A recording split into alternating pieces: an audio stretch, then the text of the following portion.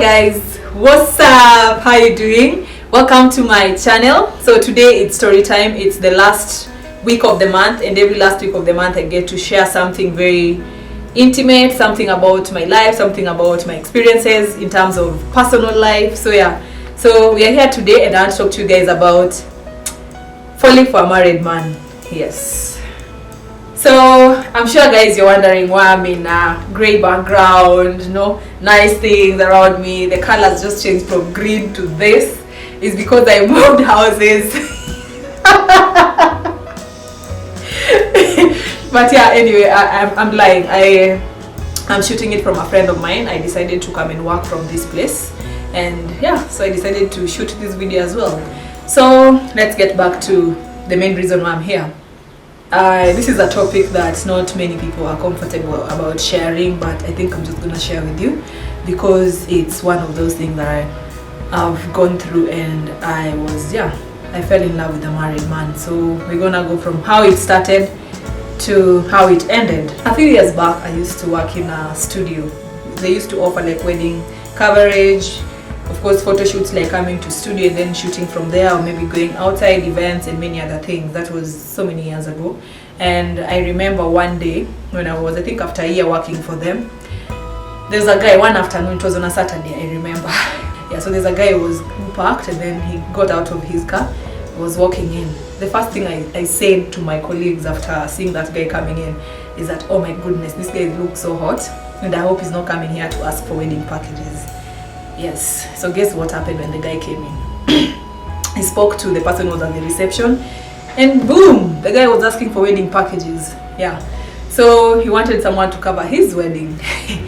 Then I was like, oh my goodness, no, I hope not. So he went and met with someone and took the person he met, took him through the packages, and he settled for one. So the company where that particular studio, some guys went to cover his wedding. I saw the pictures, I saw the wife, and they had a kid, so I saw the kid as well. By the time I was seeing the wife and seeing the wedding pictures, I was like, you know what, I wasn't even thinking much about how it was gonna go after that, because yeah, after the wedding was over, the guy kept on coming back to the studio, like for just to, of course, getting he was the one who used to come. The wife never used to come to the studio. So he used to come, look for the videos once they were edited, come collect the pictures and all that. There's that process after you do a wedding, and then you go back and collect your stuff. So that went like that. Then a few months later, the guy came back again. And when he came back, he wanted to do a photo shoot, like a family photo shoot. And that day, I happened to be the one who was going to be in studio. So definitely I was the one who was going to take their pictures. And I remember when they came, it was still on a Saturday, another Saturday. So they came and then I did the shoot. The shoot went well. Yeah, after the shoot, the guy took my number, my personal number, so that he could just call me. By that time, I was clueless what he wanted. I knew nothing. I was just there, you know. I gave out my number because I know, this man is married. So yeah, what can happen? So, and I know the wife and I know the kid, So yeah, so he took my number. So the next Saturday when he was coming to get the pictures, he called me. So he called me around, I think 4. He told me that, Christine, I'll be coming to pick the stuff. I hope you'll be there, but I'll be coming around 5:30. So yeah, so of course guys, we close at 6, remember? 6 p.m. So yeah, he was going to be like my last client to serve. So he came to the place, said hi, and then received a call. So he spoke on that phone. That was around 5:30. So he spoke on that phone for so long, and then came back a few minutes to 6. So I gave him his stuff. So once I gave him, we're just chatting, you know. So of course it's a client, you just have to talk to them and blah, blah, blah. So we're chatting, and then he asked me that, so where do you stay? And then I was like, I stay along Mombasa Road. And he was like, oh yeah, I also stay along Mombasa Road. We can actually go together. So after he told me that, I said, yeah, why not? So I told the guys in the studio that, hey, I'm out. So I shut down my working area and went and left with the guy. So on our way, we were along Bagathi Road. I remember him saying that it's Saturday, it's early, you know. Let's go to some place, at least you have some coffee. And I said yes. I remember during that time, my best friend had just left the country, and she had gone to UK, and she was going to stay there for some time. So even going back home, and used to live with my best friend in the same estate, so I could go and visit her, stay at her place, catch up on Saturday and relax, watch movies, and then go to my place and sleep. But now, of course, I wasn't looking forward to going home because my best friend was nowhere. Went to Panari Sky, and I took my coffee, I took dinner, and then the guy dropped me to my place. So that's how the conversation started. So one thing led to another, then another, then another. We used to hang out with this guy so much, this married guy, and he used to, I felt like he could understand me. And one of the things that I've learned is that married men really know how to treat women, and I think it's because either they've done it to their wives, so they know what a woman likes and a woman doesn't like, and they know how to do things in a right way. I think that's my assumption, or most people's assumption. I don't know what you think, but yeah. So he knew how to treat me, knew how to make me. I felt like a queen next to this man, as much as I wasn't his queen, but I just felt like that. And something about him is that he never used to talk about his family at all. Like sometimes I could ask, how's your son? Because I knew the son, and the son was such a friendly kid. And I could ask about the wife, I could ask about the son, like how's your wife doing, how's your son doing? And then yeah, we move on to the other things. I remember every time when I used to feel down, he was the first person I could call, and I used to call him and he used to answer anytime, and we used to talk. There was a time I just needed to go and figure out what I want to do in life, so I resigned from that particular studio and went out there to figure out what I wanted to do in my life. When I resigned, I told him about it. He supported me. He advised me and told me that sometimes in life, this kind of things you can only do once in life. Like when you're young, you can just leave a job and then go figure out yourself. You still have all this life ahead of you. So yes, I support you. If there's anything that you need from me, just let me know, blah, blah, blah. So I felt like there was someone there. But again, guys, he wasn't mine.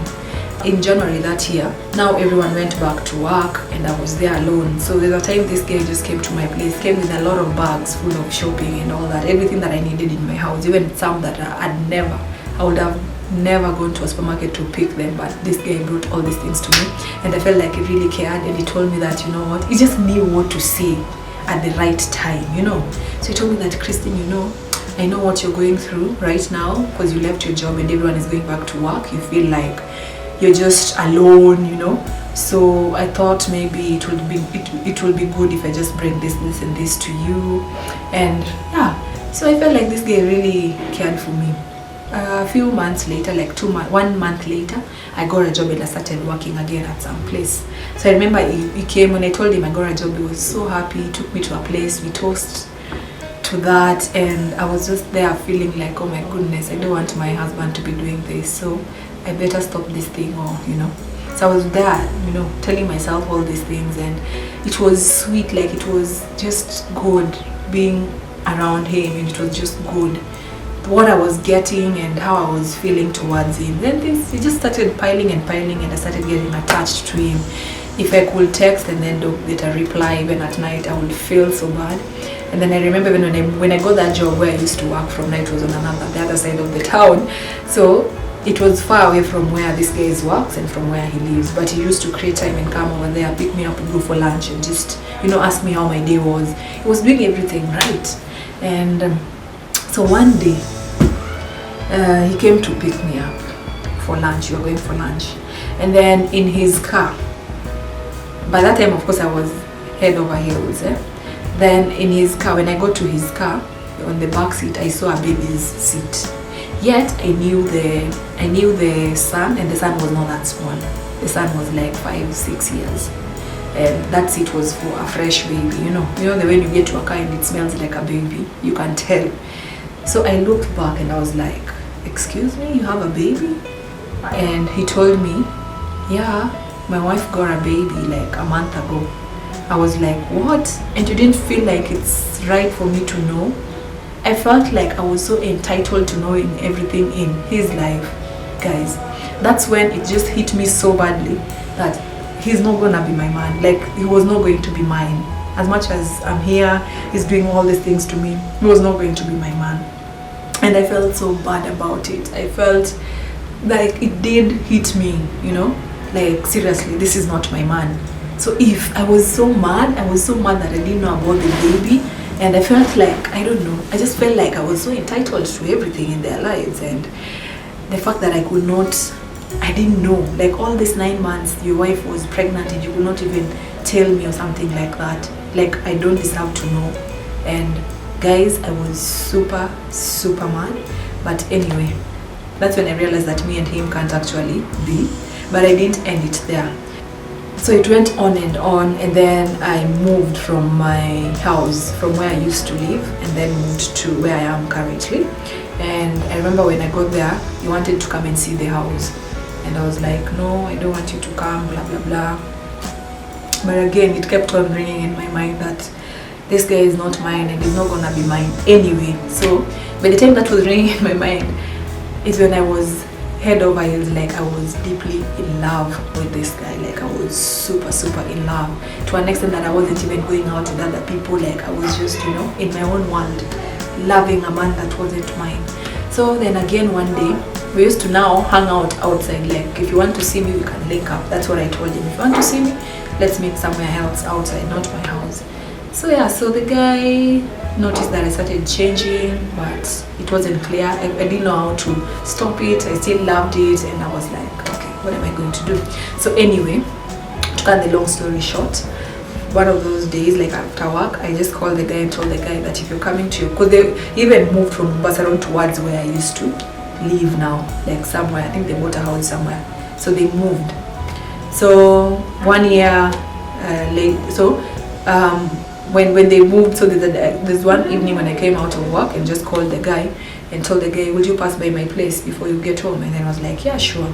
So when he got to my place, he knew he was coming, and then I dress up, comes to my house, I dress up, and then we go somewhere. But that day I told him, don't even get out of your car, let me just come down to your car.